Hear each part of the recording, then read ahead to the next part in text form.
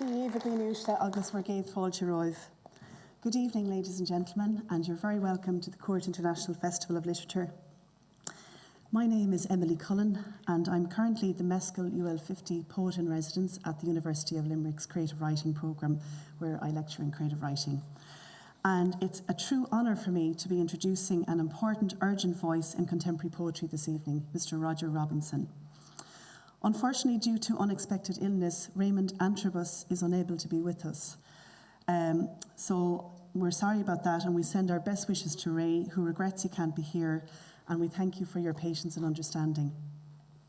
So we are going to abide in the world of Roger Robinson tonight, and we're going for full immersion. And it's a compelling world, and we're really in for a treat. And we're in safe hands because Roger is a consummate performer who has read his poetry and performed worldwide. He is one of the most versatile and internationally respected dub poets, and also the lead vocalist for King Midas Sound. So you never know what we might be able to coax him into doing here in Galway in the spirit of spontaneity tonight.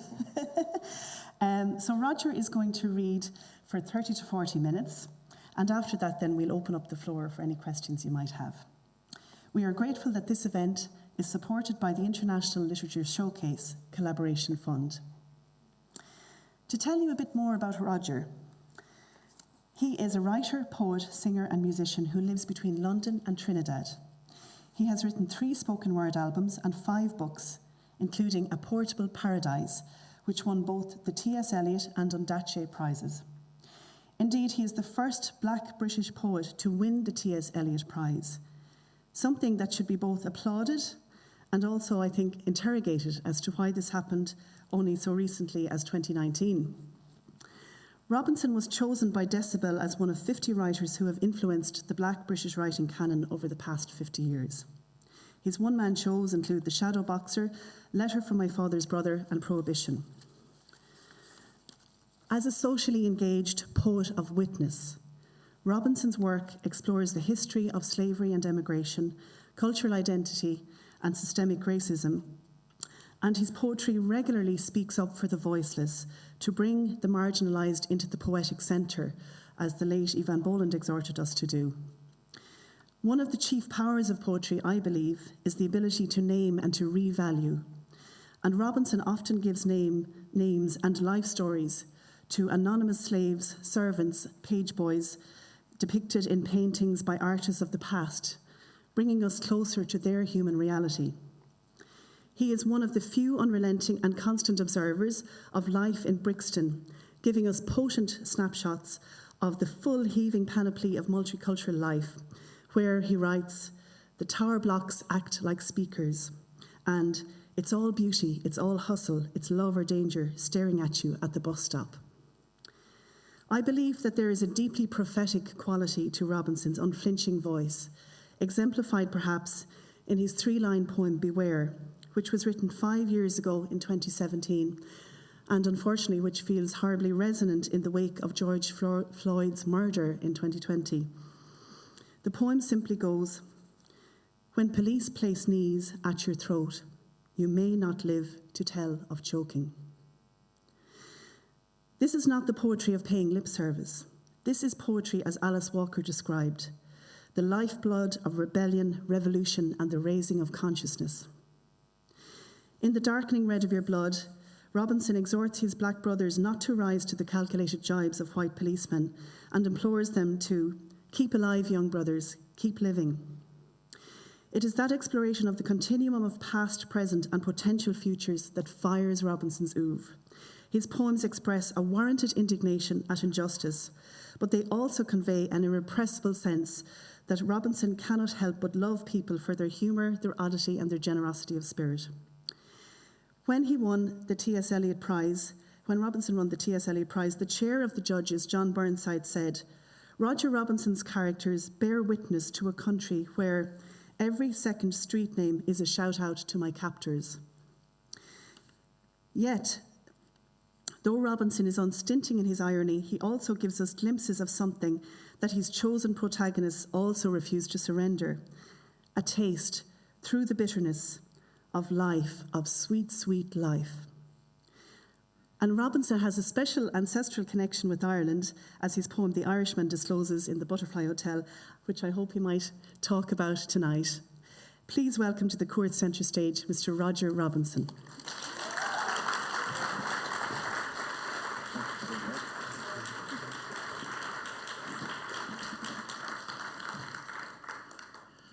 Hi, everyone. Thank you for that beautiful introduction, Emily. I had to think to who's she talking about? Is that me? So, Raymond's not here. I so apologize for that. He's a great poet, and I hope he feels well. So you're going to get more of me. So I'm going to read around different things. I've been writing lots of new poems, so I'm going to try out some new poems tonight too. But first I'm going to start from Portable Paradise, and I'll see where we go from here. Also, in the tradition of the poetry I come from, it's like any noise you want to make, go ahead and make it. If you want to say something, it's a two-way process, you know. But if you don't want to say anything, don't say anything, you know. But just, I don't want to constrict you. So this first poem is the first poem of Portable Paradise. When I wrote A Portable Paradise, the intention was to try and excavate philosophically what the idea of paradise might be, and to do that through the book. But as time went on, things started happening to devalue black bodies. You know, they had Grenfell fire disaster. Then there was the Windrush scandals, where they were taking grandmothers and just taking them away in the dead of night. Trump was president. Things started happening. So in increments, the book started to think about those things. And also within that, my son was born, and he had a really convoluted birth story. So I'm going to read some of those poems that refer to some of those things. The Missing. For the victims of the Grenfell Tower fire disaster. As if their bodies became lighter. 10 of those seated in the front pews of the church began to float, and then to lie as if on a bed, then down the aisle as if on a conveyor belt of pure air, slow as a funeral cortege, past the congregants, some sinking to their knees in prayer. One woman rocking back and forth muttered, "What about me, Lord? Why not me?" The risen streamed slowly, so slowly, out the Gothic doors of the church, up to the sky, finches darting deftly between them. 10 streets away, a husband tries to hold on to the feet of his floating wife. At times, her force lifts him slightly off the ground, his grip slipping. He falls to his knees with just her high-heeled shoes in his hands. He shields and squints his eyes as she is backlit by the sun. 100 people start floating out the window of a tower block. From far enough away, they could be black smoke from spreading flames, a father with a child on top his shoulders, men in sand-colored galabeas, a woman with an Elvis quiff and vintage glasses, a deep indigo hijab flip-flapping in the wind, an artist in a washcloth head wrap, all airborne. Amongst the cirrus cloud, floating like hair, they begin to look like a separate city. Someone looking on could mistake them for new arrivants to earth. They are the city of the missing, and we now are the city of the stayed.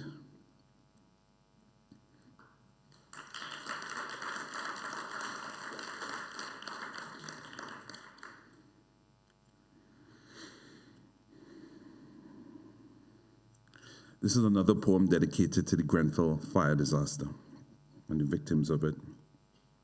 It's called Haibun for the Lookers. Haibun is a Japanese poetry form. The people on the ground look up at the burning building, their faces illuminated by the glow of fire ash floating gently down. Pieces of burning building fall like giant sparks from a welder's torch. Then a flaming fire snake slides its way from the 4th floor straight to the top.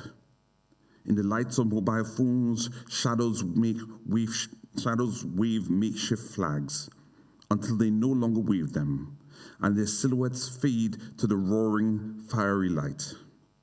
The spectacle is now more like a painting of a building on fire than an actual fire. Black velvet night rippling orange, yellow, and punch red acrylic flames. The lookers are imagining their settees in flames, their orange floral wallpaper slowly bubbling up and bursting like blisters before giving in to blackened, charred heat. Then the swan dive of a few bodies. Some sob for their own, some sob for others, some just sob. The soot in the air burns their noses of onlookers. Smoke makes some wheeze in the branch bronchiole of their lungs from when they were in the building, then not totally on fire, but from corridors of smoke where they edged blindly towards the stairwell, hoping to not walk into fire. The skies darken now as background to the flame, smoke rising like an offering of burning sage. The building has become a charred black tomb. And the sky looks down on us, saying, what's lost is lost. Gather what is left and build new lives. As for the onlookers, whose numbers have swelled, this is what they'll remember. The floating ash and flaming debris. Bodies in flight and bodies in shadow. The smoke leaving discreetly into the night sky, the clouds at night, and the snake. The giant snake of flaming fire. The heat at my back, I throw my baby out the window. Catch him, Lord.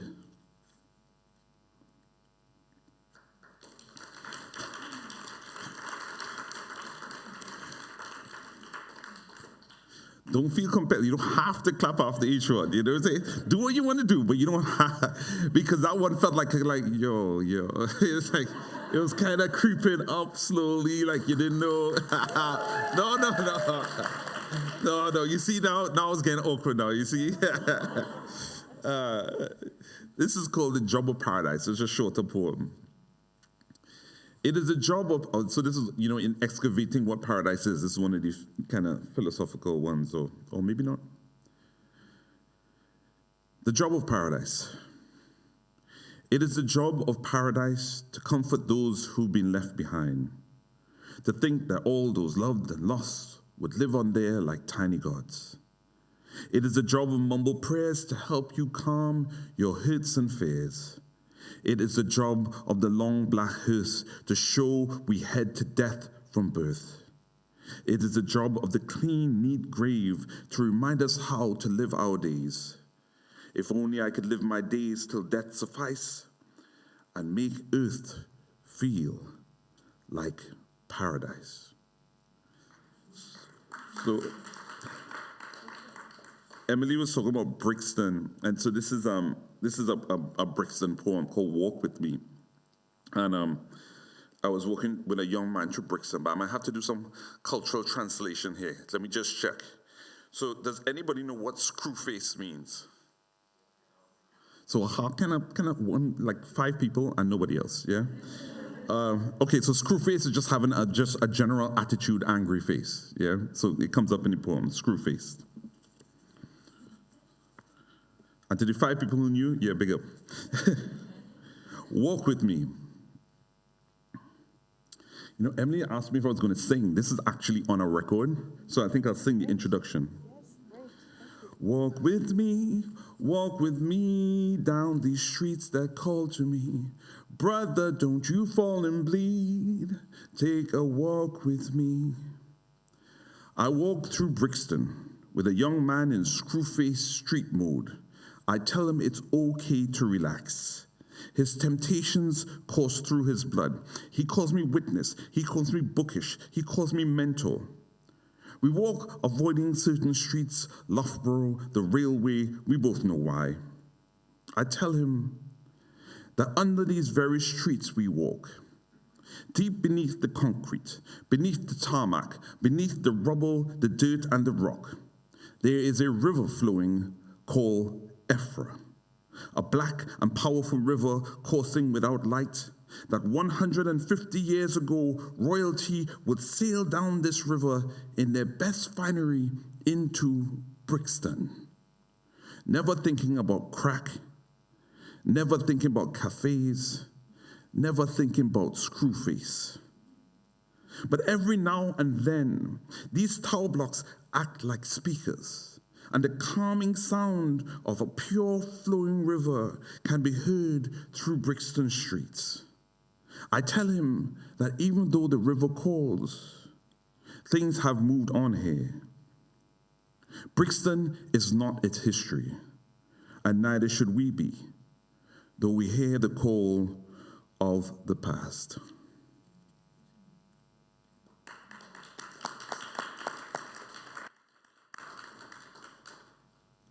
I'll read a couple more from here. So when my son was born, as I say, his birth story was super convoluted.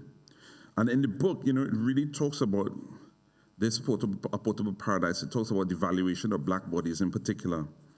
But this is a story of somebody who really valued my child's black body and took a special interest to help him out when he was in trouble.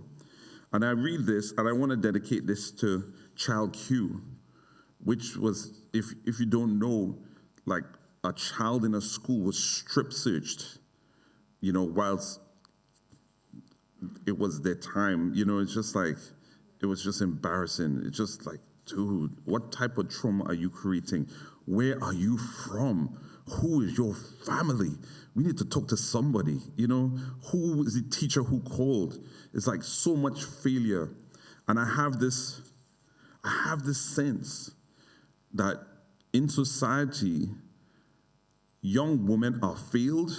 All young women are failed, but young black women are failed in particular.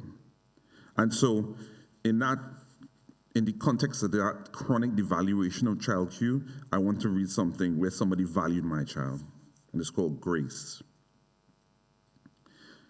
That was a year we danced to the green bleeps on screen. My son had come early, just the 1 kilogram of him, all big head, bulging eyes, and blue veins. On the ward, I met Grace, a Jamaican senior nurse who sang pop songs on her shift like they were hymns. Your son feisty. You see him just pull off all the breathing mask. People spoke of her in half tones down these carbolic halls, and even doctors gave way to her when it comes to putting a line into my son's nylon thread of a vein. She'd warned junior doctors with trembling hands, "May only letting you try twice." On her night shift, she pulls my son's incubator into her room, no matter the tangled confusion of wires and machine. When the consultant told my wife and I on morning rounds that he is not sure my son will live, and if he lives, he might never leave the hospital, she pulled us quickly aside and said, "Him have no right to say that just raw so." Another consultant tells the nurses to stop feeding a baby who will soon die, and she commands her loyal nurses to feed him. Feed him. No baby must dead with a hungry belly. And she sit in the dark, rocking that well-fed baby held to her bosom, slowly humming the melody of Happy by Pharrell. And I think if by some chance I'm not here and my son's life should flicker, then Grace, she should be the one. I have to say that my son is completely fine. I tried to say that very quickly after the post. He's cursed like, yeah.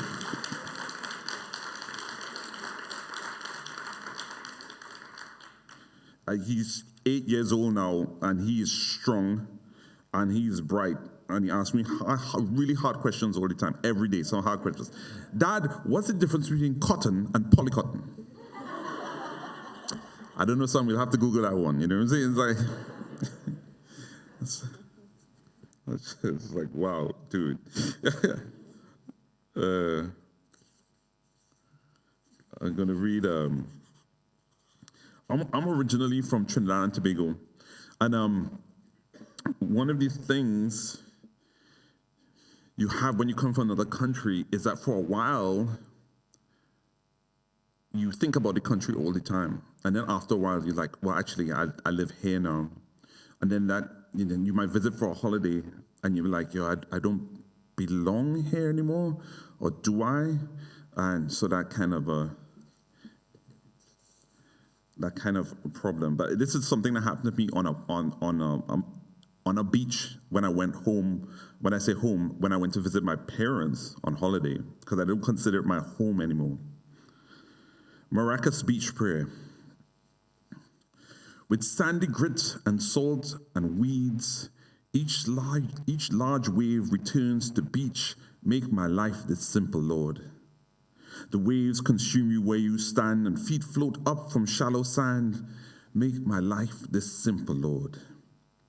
I swim past their crash to gentle seas and tread still water with my feet. Make my life this simple, Lord. Some men pull nets, their veins like streams, and kids, they kick their ball and scream. Make my life this simple, Lord. Of all the gifts you have to give, if this could be a way to live, make my life this simple, Lord. And so this next poem is called A Portable Paradise, which is the title poem of the book. I was just talking to Emily later. This poem seems to spread absolutely everywhere. And I mean, I think it was a decent poem, but it's just like the way this poem spreads is so bizarre. So like it was on Poems on the Underground. So all of a sudden I get all these texts and pictures. Yeah, I just read your poem on the Underground. I just read your poem on the ground. I just read your poem on the Underground. Transport for London, hey. They didn't even bother to tell me that it was on the Underground. I was like, who did this? You know, I'm like, yo, bring up the publisher. Yo, you know Transport for London has this on the Underground? They're like, what? No, nobody called us. So apparently Transport for London is gangster like that, you know. Just like, yo, we like that one. This one is going in, you know. So anyway, it was a big help for me anyway. So you're not going to complain about that, are you? It's like A Portable Paradise. And if I speak of paradise, then I'm speaking of my grandmother, who told me to carry it always on my person, concealed, so no one else would know but me. That way, they can't steal it, she'd say. And if life puts you under pressure, trace its ridges in your pocket, smell its piney scent on your handkerchief, hum its anthem under your breath. And if your stresses are sustained and daily, get yourself to an empty room, be it hotel, hostel, or hovel. Find a lamp. Empty your paradise onto a desk, your white sands, your green hills, and fresh fish. Shine the lamp on it like the fresh hope of morning, and keep staring at it till you sleep.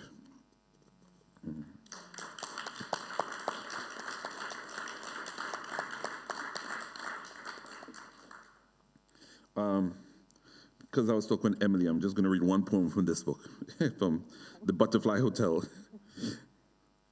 Because Emily made it clear that she likes this book better than A Portable Paradise. You know what I'm saying? I'm just teasing. It's like, she was like, yeah, because I really love The Butterfly Hotel. And then every poem she mentioned, I was like, all these poems are from Butterfly Hotel. I was like, okay.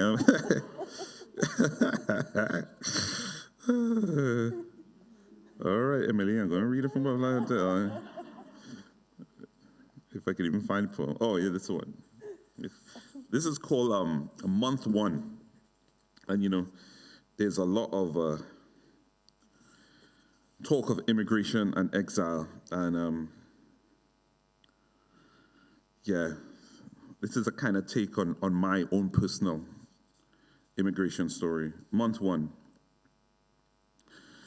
He bought chili peppers from the market, to set his tongue aflame.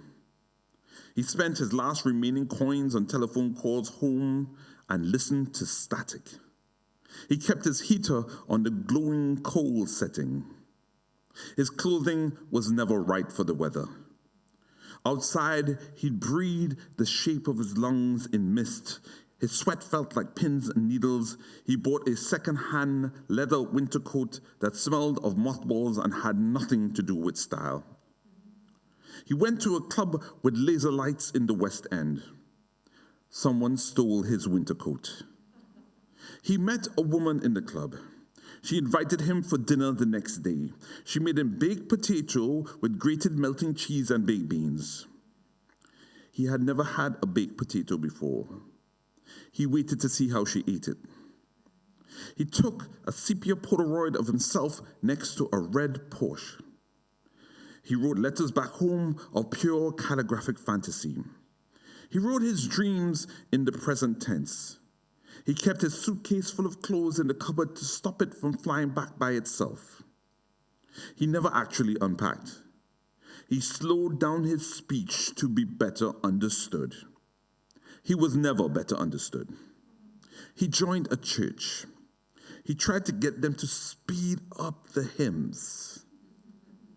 They never sped up the hymns. He fell asleep in the sermon. He dreamed about his grandmother and her hair like an afro cloud. He forgot the name of the street she lived on. The wind in the trees at night sounded like the sea at Maracas Bay. He got a job in a laundry. He felt the warmth of home in the industrial dryers. The windows of washing machines reminded him of planes. Everyone who worked there was from somewhere else. No one talked of home.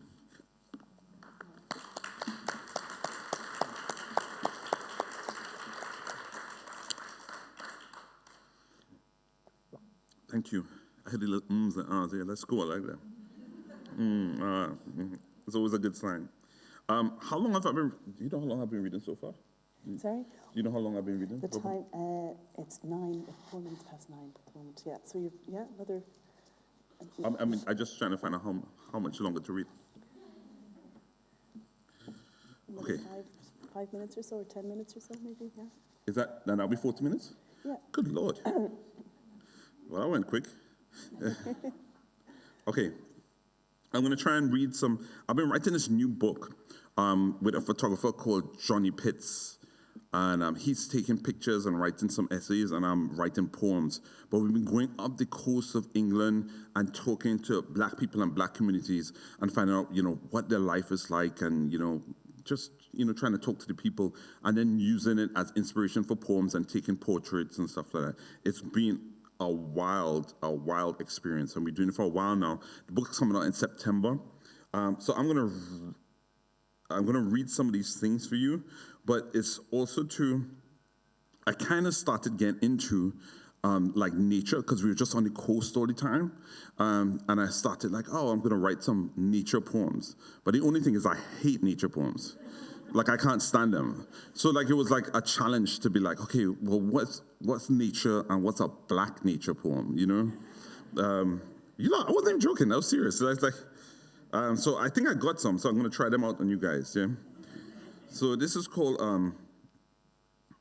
The City Kids See the Sea. The city kids see the sea. For many, the first time. These kids of the tower block and tarred playground, now running towards the scene of sea with its blended blue sky and wave breaks of silver-tipped froth. Most never even bothered to take off their shoes or roll up their pants. Instead, they run right in, splashing each other with arcs and sprays of delight. Sunlight threading gold along the sea's rippling swells all around them, till the sea became the color of smoke and the sky lead. Hijabs dripped and Nikes squelched back to the bus. O city children, you are as ancient as water, as warm as the evening sun, as calm as the tide slowly pulling away.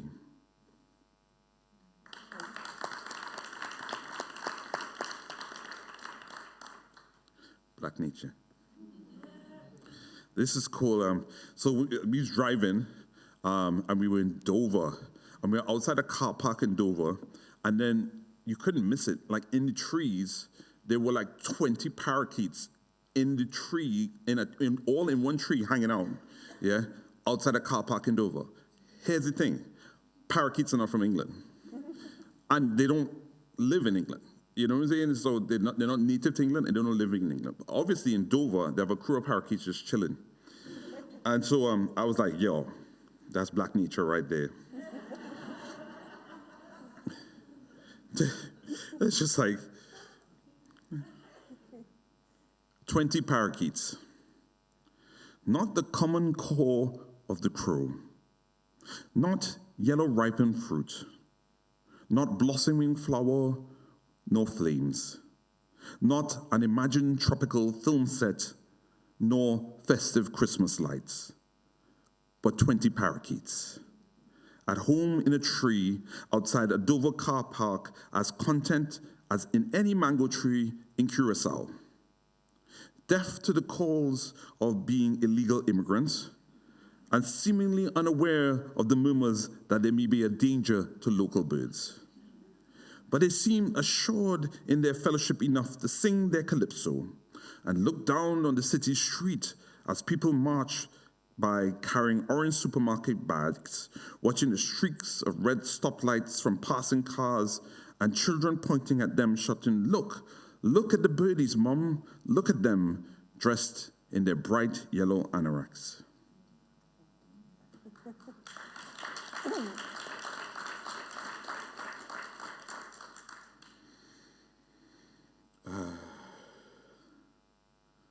I'm going to end with, I might end, I'll just read this. I'll try this out to you.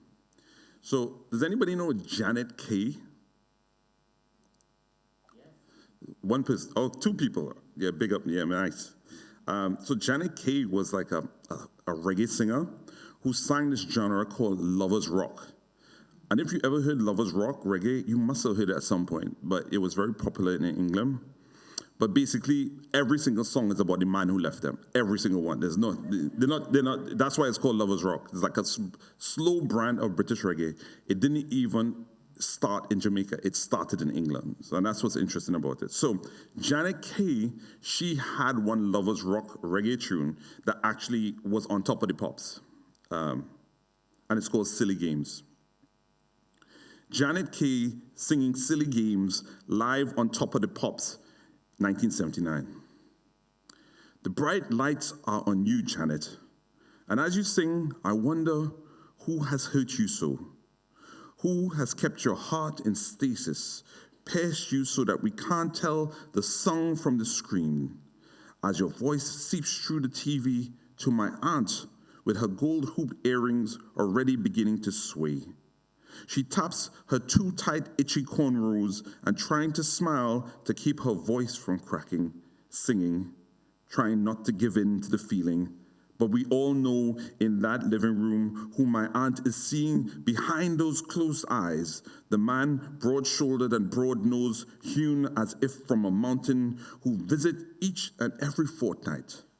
But after a year, still couldn't make his mind up and commit for sure, and would remain in pregnant silence when asked to name this thing they shared. But just then, she tries to hit the highest note in the chorus, my aunt that is, misses its mark by a long, long, long way. Her voice breaking, she leaves the room and does not return until long after the song has been sung.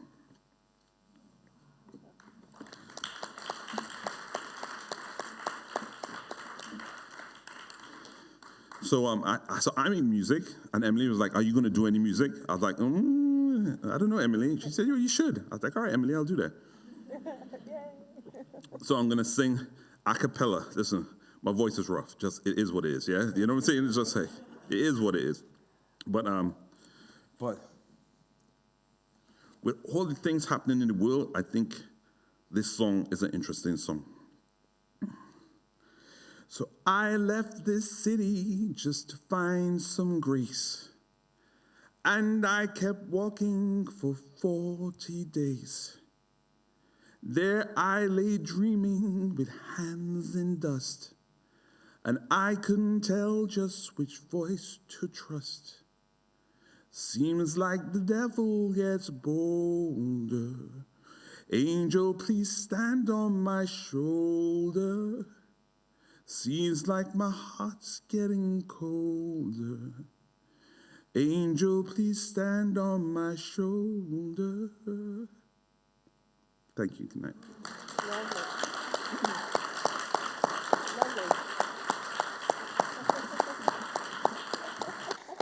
Oh, thank you so much. That was fantastic. Yeah. In Galway, we have a saying, one more tune. One more And tune, we try and okay. draw out the party as long as possible. So that mightn't be your last. I'll start singing Shane McGowan classics for you. They were saying like, yo. So we might open up to the floor now if anyone has questions for Roger.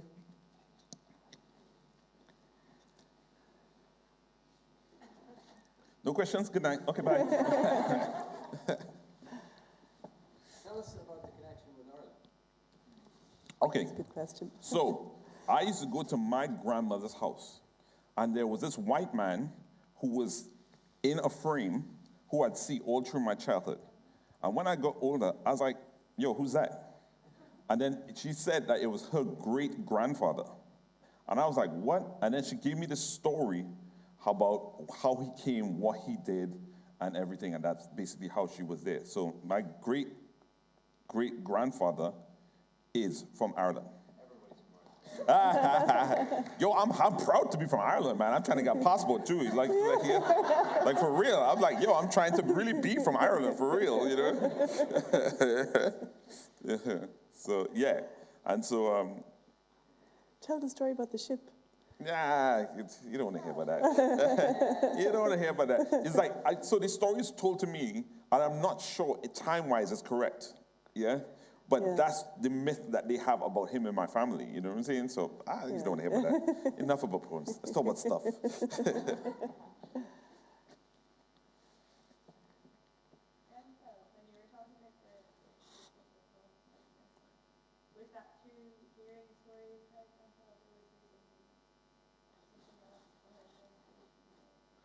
Well, so the thing about Grenfell is that I was like, yo, this isn't being reported properly. You know, you can't find, what they're saying is not what's happening. And I knew a lot of people who were from that area, and I would talk to them like, yo, what's going on? You know? And when they tell me things, I'm like, yo. And so I started doing like research for myself through conversations with people, but also too, if you're trying to find out information now, like everybody films everything. It's like a weird time in YouTube where you can get to the heart of something by just researching things that are not mainstream, you know? Yeah, so it's a combination of both those things. And it really affected me in a strong way where I felt I wanted to write something about it, because also no one else was writing about it at all. I think J. Bernard eventually ended up, part of her book was dealing with it, but not in a way that I wanted to kind of like deal with it. Because for me, it became a metaphor about how black bodies are valued. Ben Okri has a poem, doesn't he?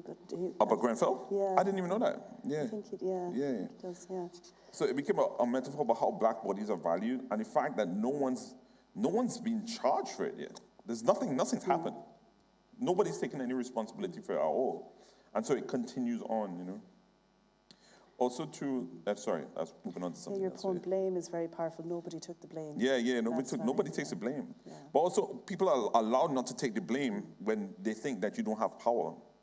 You know what I'm saying? It's like, they can do you anything once you don't have power. But then, you know, what's the role of the artist about bringing this to light, you know, and keeping it alive, you know? People still silent walk for Grenfell every single year, you know? But...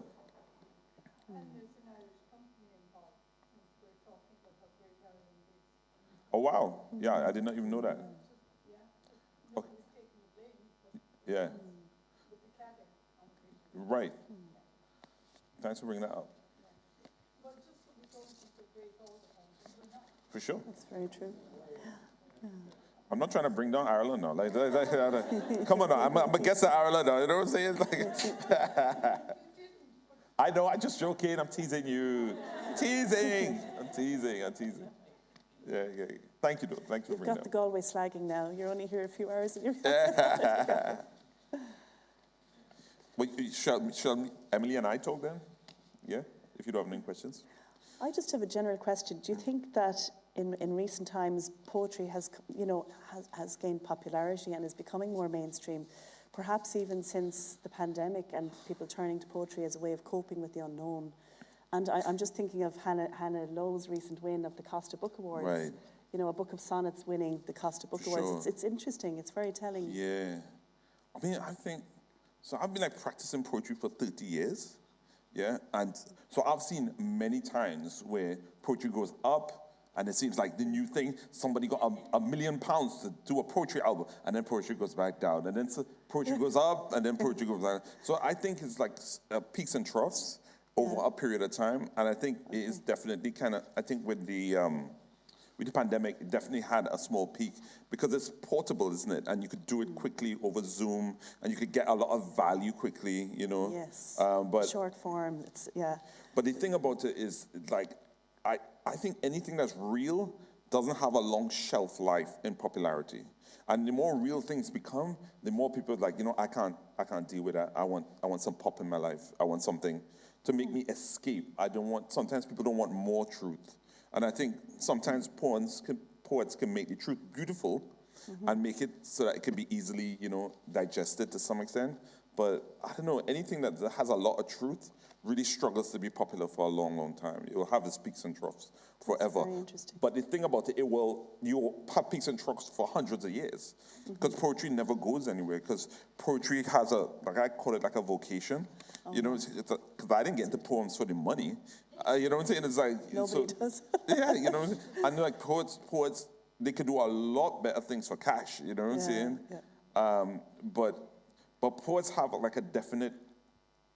I think one of the rules about poets in societies is to do really definite work with emotions, and sometimes, you know, to help people to face trauma but safely, so they could put it in a way that's digestible, and when they can't take anymore, they can close the book. But then sometimes there's a toll that comes with that, and there's no doubt that, you know, when a dictator comes, one of the first people they try to kill is the poets. Because, you know, if you deal with people's emotions, then you can create change. And sometimes dictators don't want change, you know. Yes, I was actually going to ask you about that. You said for the Poetry Review, in a manifesto you wrote, the poet's job is to translate unspeakable things onto the page. Poets can translate trauma into something people can face. Sometimes there's a cost for the poet to do that, as it takes looking at trauma right in the face and then allowing others to bear the idea of trauma safely. For sure, yeah. I thought that was really interesting, really powerful. Yeah, poetry and I is think empathy poets machines. can look at trauma without being damaged. They can feel saddened and they can translate it. But like real poets, they don't avoid it. They can look at it and say, okay, how can I translate this for people? And you know, it might sound vain. I want my poems to have utility, you know. So the fact that, you know, that people who were in Grenfell have brought it to their conversation pieces with psychiatrists and stuff like that, because I've been told, I was like, man, I love that. They can use this poems that have utility, because I'm not a fan of poems that don't do anything in the world, you know. Yes. But, and you talk about creative citizenship. Yeah, creative which is citizenship. really interesting. Could you tell us a little bit about that idea? So a creative citizenship, like I always say, like, I'm not an activist, you know, because lots of people like to kind of give me the activist role, which I don't mind. I can understand how they see that, but I'm not an activist. An activist goes out on the road. He is putting his life on the line for a cause daily. That's his job, you know. But I'm more of a creative citizen where, as an artist, you take your art and you put it in use of what citizenship for you should be like. And like to kind of like debunk outmoded and stale cliches of who's a citizen and who should belong and how it should be in the world, and letting your work be in the context of that. But having said that, that's not the only thing I am. That's just a part of my practice, because I also don't want to be in a box and like, okay, I have to do this all the time. But right, currently that's a big part of my practice, creative citizenship. Even the nature poems, for me, is part of, besides the National Geographic depiction of black people as kind of animalistic, you don't see a lot of black people depicted in nature in a majestic way, and there's a reason for that, because in media, a lot of black people are either shown as performative in terms of their dunking, their scoring goals, or in trauma, and that depiction by the media, is you never have a sense of black people as being a part of nature and being a part of normality. One of the things in the new book, we really wanted to get like pictures of people just talking, black people just talking. They're not fighting, they're not doing a big performance, they're just being normal, and the banal as a way of kind of nearly humanizing. Gosh, that's fascinating. Walter Benjamin said, "It's only for the sake of those without hope that hope is given to us." I love that quote. And in an interview for the New Statesman last September, you said, "There's a lot of hope for the world." I think they asked you, is there any hope? And you said, "There is a lot of hope for the world, no matter how dark it seems. It's time for everybody to pull up their boots and start fighting against evil." Wow, I mean, you do your research, man. Well, wow, this is like, I was like, I said that?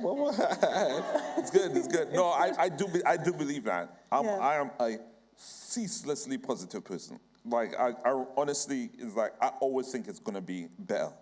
And I always think the work I'm doing is going to help it. And I think the work other poets are doing and other artists are doing is going to help, Actually, could we just touch upon Malika's Kitchen there? You have a very illustrious alumni there, and it's part of your outreach, I suppose, your work with mentoring other. How important is it for poets, do you think, to be serving the community and mentoring others and work, that aspect of outreach and education? And the Spoke Lab as well. You're a co-founder of Spoke Lab and Malika's Kitchen, and very grassroots, influential poetry collectives in London. I mean, I would not be here but for the kind of graciousness of other black writers and poets. Bernini Evaristo, who's a Booker Prize winner now, more than 25 years ago, she thought I was pretty good, and she used to run something called Spread the Word, and she basically came to me and said, "Look, you could do all Spread the Word workshops for free." What made her do that? I probably owed Spread the Word about £6,000 that they never came back. You know what I'm saying? But I'm still friends with her today. Like, I would not be here if it wasn't for other poets and writers who would just, because, 25 years ago, black poets specifically, didn't have any money. They just had their relationships. And so all the things like Malika's Kitchen and all those types of things, no, we never got funded. We're still not funded. You know what I'm saying? It was just like, you have to volunteer. You have to, when you come for a certain amount of time, you have to lead a class. And it's just that sense of paying it forward all the time. And I would not be here if not for that. In fact, when I won the TSLA, the first thing I did was try to thank everybody who helped me to get there. And, because when you see someone who you might consider successful, what you don't understand is that there's a big crowd of people behind them, and they're representing them. And vain people kind of come out and just say, "Yeah, I'm a genius." No, it's not that. It's just you have to realize that there's a big community behind you. And with my community, I'm definitely trying to hold open the door for people who haven't had access. And in that community, I also consider working class women and, it's not just black people, you know what I'm saying? Yes. And disabled people who don't have access. Like, how can I open the door for you to have some access if I'm there by the door? Because if I'm going to shut it, what's the point of winning? There's no point, you know what I'm saying? It's like, yeah. That's wonderful. Yeah. Maybe just to finish up, I just think the euphonous quality of your poetry, the rhythmic, the musicality. Could we talk a little bit about music, how important music is to you? You were right about John Coltrane, Sade, and Bob Marley, Right. and Yeah. it comes across your love of language and your musical exuberance. Can you tell us a little bit about that, maybe? Or you could sing another song. No, I ain't singing the more songs. Music. Oh, that's a big one, Emily. All right, so my mom was a singer. Like, she actually was a singer. She had recorded vinyl, yeah? And she used to sing with this choir called Paul Keen's Douglas Choir, who used to tour. And I used to be in, I actually do have a poem about it, and I'll read it for you. Great, lovely. Yeah. It will be a fitting end. But music was a big part, especially through my mom, of my household. But it's interesting, like when I first wrote my first book, one of the problems with it is that the music was really off. Yeah, the music was terrible. And I was told that the music was terrible. Because in my craft, I only wrote it with a music that Trinidadian people could understand. So when Trinidadians read it, it was perfect. But when anybody else read it, they were just like, here. And, what crafts allows you to do is to write, to get in music in your poems like a score that anyone with any accent could read. So I had to work really hard between the first and second books on the music of the poetry. Yeah. Oh, well, not to get too nerdy about it, but I mean, I just love the musicality, the euphony, the hard and soft sounds, and, and your monosyllables, and your, it's just, it's so musical. Yeah. So I think music in poetry is actually my weakest point in it, because I'm stronger in, like, if you think about poetry as music, imagination, story, structure, and imagery, or myths, if you're trying to remember. Music, imagination, imagery, story, and structure. Yes. That's essentially, for me, what all poetry is. And so everybody's strong at two parts of that. Like, most people are strong. So I was really strong at narrative. And I was really strong, in imagery, narrative and imagery. Definitely. So everything else was weaker for me. And so I had to really work on the other parts to try and get the standard of the poems up. And music is the one I had to work on a lot, Could never guess that. Yeah. Let me just make sure. I have to struggle because the musicality comes to me, the cadences, poetry comes to me as a cadence. Yeah. And then I have to watch it because in music you always want to end in a perfect cadence. So life doesn't end in a perfect cadence, so many times it doesn't. So I have to watch that and kind of, I'm so sorry, guys. It's not actually in that book. Oh. I'm so sorry. I apologize. I was like, big build-up. But it basically, the poem, what it said was that my mother was a twin. Yeah. She used to, can I remember? No, I can't remember. My mother's a twin, and basically they used to win prizes. They sing together. And when they'd sing, they had like a haunting voice together, and they'd win prizes time after time.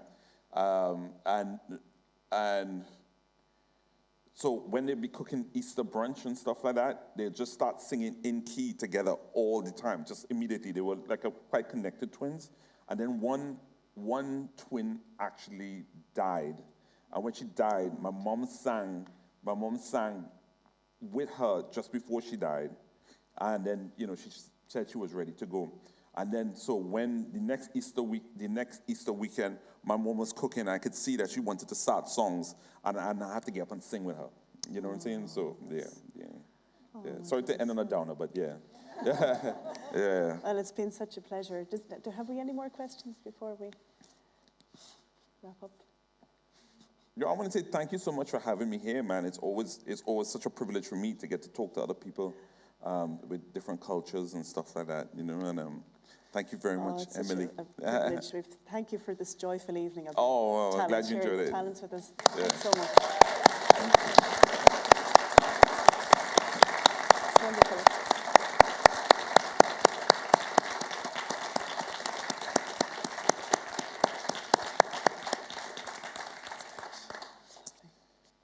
Guess that's it.